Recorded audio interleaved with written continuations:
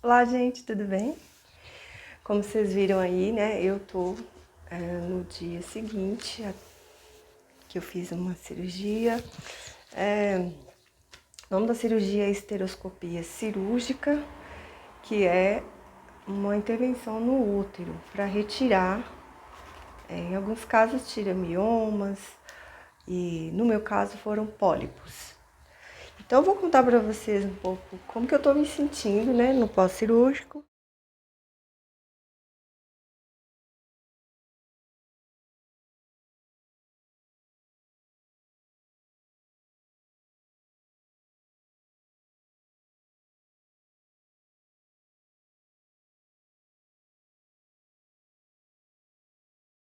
A cirurgia é pouco invasiva, é uma cirurgia rápida, sem muita intercorrência, né? Mas toma anestesia. No meu caso foi a RAC. Eu não quis sedação, porque como é cirurgia rápida, eu falei, não, tudo bem, fico acordada mesmo. Como quando a gente faz cesariana, sabe? Então, bloqueia da cintura para baixo, mas não precisa sedação. Quem estiver tranquilo, assim, não precisa. Se a pessoa estiver muito ansiosa, agitada, eles preferem sedar a pessoa. A cirurgia foi tudo dentro do previsto. Eu fui para recuperação lá no hospital para voltar da anestesia. Achei que demorei um pouquinho, porque o tempo estimado é de 1h30 a 2. Eu demorei um pouco mais, acho que eu demorei umas 3 horas para dobrar a perna.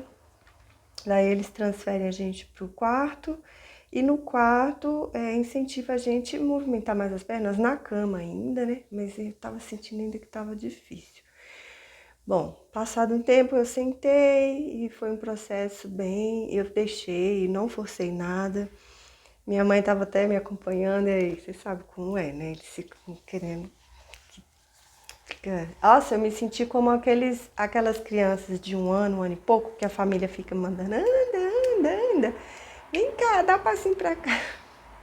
Gente, o corpo, a gente precisa respeitar o corpo da gente. Eu percebi que a anestesia ainda não estava passando assim dentro do que todo mundo estava esperando, mas tudo bem. Cada corpo age de um jeito, talvez fizeram um bloqueio maior. Eu, como estava acordada, eu ouvi um momento lá que uma das cirurgiãs, porque tem a minha médica e sempre tem um acompanhante, né? Você sabe.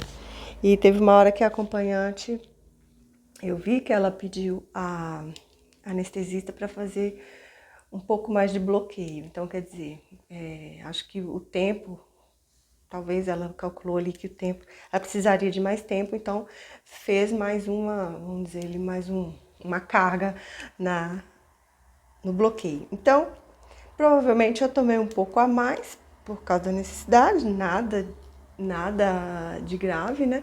Mas acho que por isso eu demorei um pouco mais de voltar os movimentos, né, bons para caminhar. Então, aí depois eu comecei a ficar de pé, depois eu deitei de novo, fui deixando meu corpo funcionar, sem apressar a natureza. E depois chegou a hora de incentivar a fazer, de urinar, né? Então, aí fui no banheiro, nada, nem com estímulo de torneira. E eu tava sentindo ainda que a parte aqui, né, da pelve ainda estava anestesiada, porque eu jogava aquela água da ducha higiênica, assim, e eu não sentia muito ainda. Eu fiquei tranquila. Aí a enfermeira vinha, perguntava se eu tinha conseguido, aí eu falei para ela que eu ainda estava sentindo que essa parte ainda não estava, não estava ainda assim, não tinha voltado ainda os movimentos aqui, eu não estava com sensibilidade ainda nessa região, onde tem a bexiga, né? E aí ela me deu uma bolsa de água quente, aquelas bolsas para colocar assim, igual quando a gente tem cólica, sabe? Bolsa de água quente, aquelas de borracha. Aí eu pus, protegi direitinho, porque já que eu não tava sentindo tanto essa região, fiquei com medo de queimar, né? Coloquei um lençol dobrado e fiquei ali, fiquei esperando. Ela até falou para eu massagear assim, eu falei assim, eu não vou fazer isso não, porque o procedimento foi no útero. Querendo ou não, a gente pode, querendo ajudar, atrapalhar, né? Ficar mexendo ali na região. E aí eu deixei a bolsa lá, daí a pouco começou a vontade e quando eu fui no banheiro consegui. Ah, que valor, né?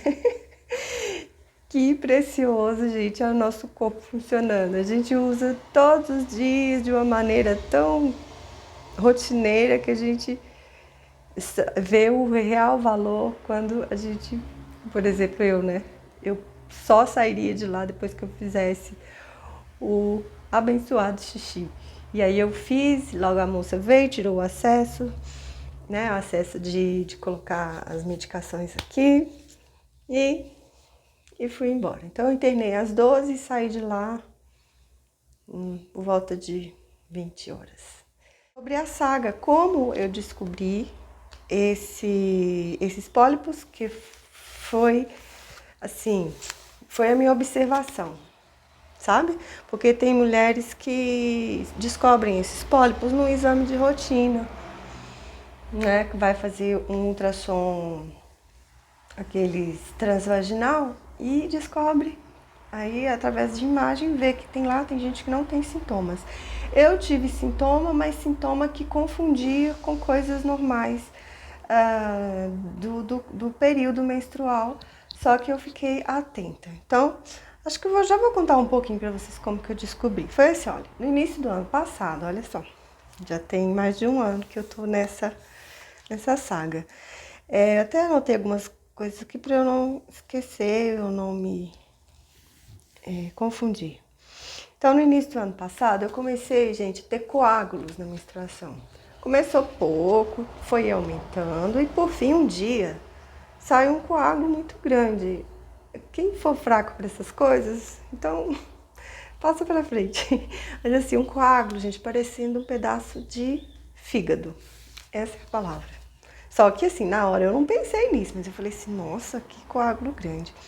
Daí pesquisei na internet, né? Menstruação com coágulos. E os relatos que eu vi lá, buscando assim, né, no Google, era o quê? É que muitas pessoas tinham, muitas mulheres relataram que tinha, algumas até falavam assim, eu tenho sempre, já falei com o meu médico, e não é nada, é uma característica mesmo, ou uma fase hormonal, assim, uma fase específica. E como eu já sabia, né, desde de 2018, que eu já estava com os hormônios em mudança por causa dessa fase pré-menopáusica, então eu fiquei tranquila, falei, não é nada não. Não sentia dor, tá? Só mesmo que era estranho, atípico, né, que eu não tinha antes, eram esses coágulos. Aí beleza. E como que eu via esses coágulos? Quando limpava no papel ou até mesmo assim, quando eu ia no vaso, eu sentia que saía uma quantidade maior, mas eu achava que era a menstruação pura, simples mesmo. Depois começou, na hora de limpar com papel, eu via que vinham os coágulos, mas não via os grandes, porque os grandes caíam no vaso, né? E depois que cai lá, a gente não visualiza muito, não é mesmo? Mistura ali na água e tal. Mas eu de vez em quando, eu fazia xixi no banho. Isso, gente, foi que me ajudou, você acredita? Eu fazia xixi no banho. E quando fazia no banho e no período menstrual, às vezes até evitava, né? Pra evitar sujar o banheiro. Mas eu comecei a fazer. Sei lá, gente, intuitivamente eu comecei a fazer durante o período também. E um dia saiu um coágulo enorme. Porque como caiu no chão, deu para eu ver direitinho. Ele não dissolvia com a água. E quando ele foi entrar no ralo, foi surreal. Gente, bom, tô falando isso pra vocês que é importante falar isso, né? Então, assim, o coágulo custou vazar ali pelo ralo do banheiro, né? Ali na parte do chuveiro.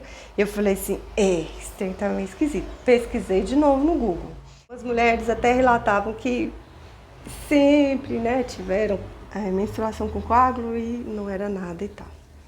Bom, a gente quer, né? A gente quer que não seja nada mesmo. Então, eu falei assim, bom, mas eu vou ficar atenta, né?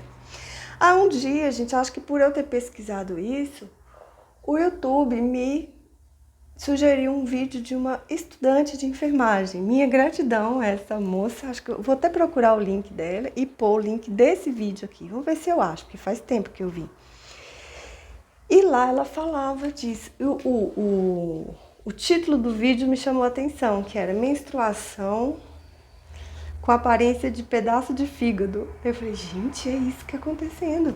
Daí eu fui lá e uma das coisas que ela disse é que era importante ir no ginecologista, relatar isso, mesmo que não estivesse sentindo nada, só que eu já estava sentindo. Eu comecei a ter aumento nas cólicas menstruais e dor na cabeça durante o sangramento, sabe? E eu nunca fui de sentir muita cólica e nem dor de cabeça. E aí ela falou que era bom ir no médico, porque poderia não ser nada, mas poderia ser alguma coisa, como pólipos, miomas, etc. Aí eu marquei uma consulta e consegui marcar rápido no posto. Eu morava em Americana, lembra? E lá nesse posto que era do meu bairro, tinha um ginecologista. Quando é assim, a gente consegue marcar mais rápido. Então eu consegui marcar tipo na outra semana, fiquei muito feliz.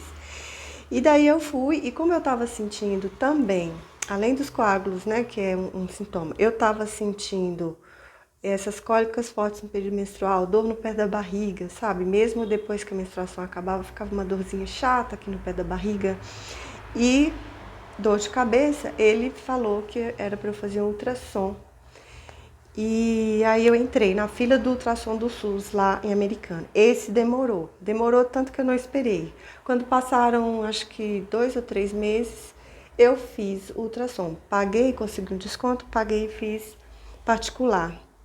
Isso foi em maio, tá? Maio do ano passado, 2021.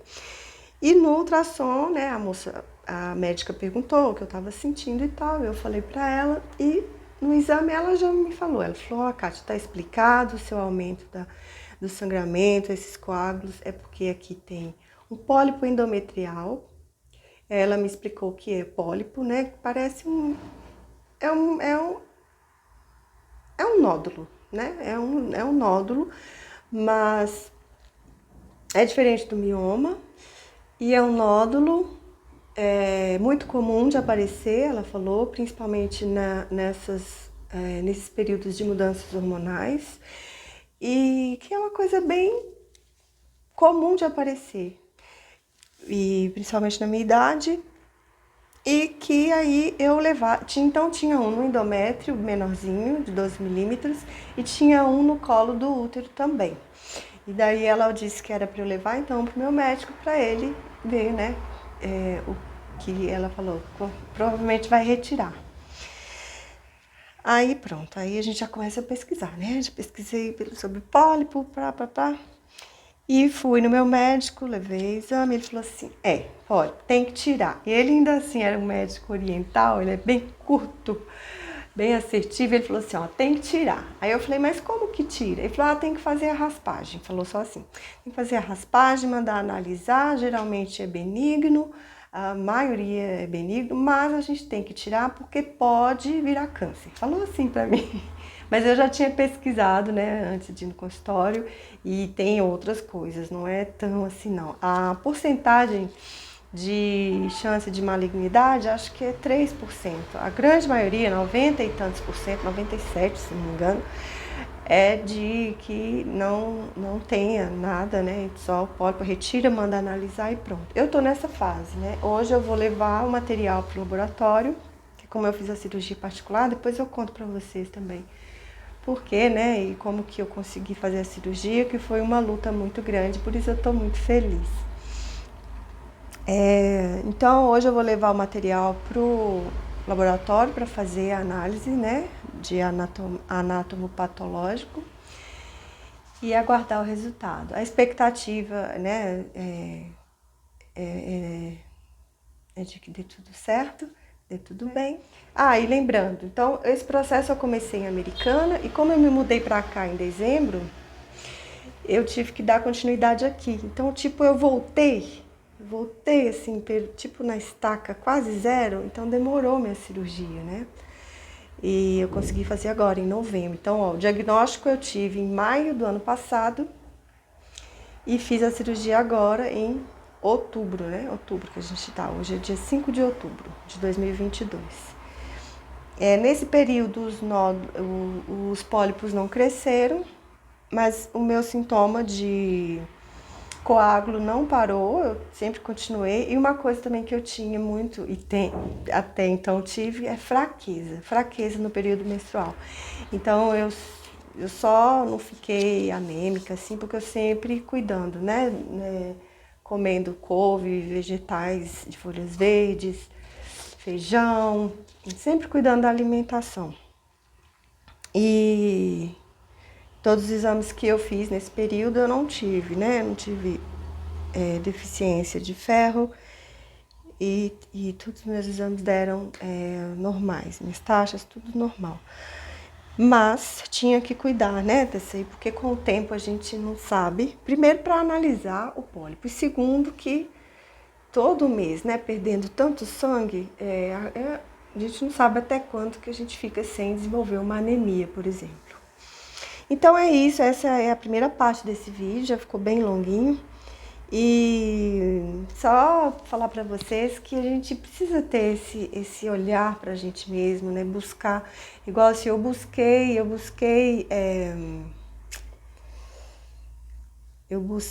informação e tal, e não foi tão assim imediato, né? A informação. Eu tive uma tranquilização assim que na verdade foi bom para eu não me estressar, não ficar com medo, mas eu não me dei por satisfeita, porque eu via que o meu corpo estava dizendo que precisava mais investigação, que algo poderia sim, que eu precisava ajudá-lo mais do que as informações que eu tinha. E então a gente precisa sempre ouvir o corpo da gente, ouvir a intuição da gente. Isso é uma parte muito importante, né, do processo.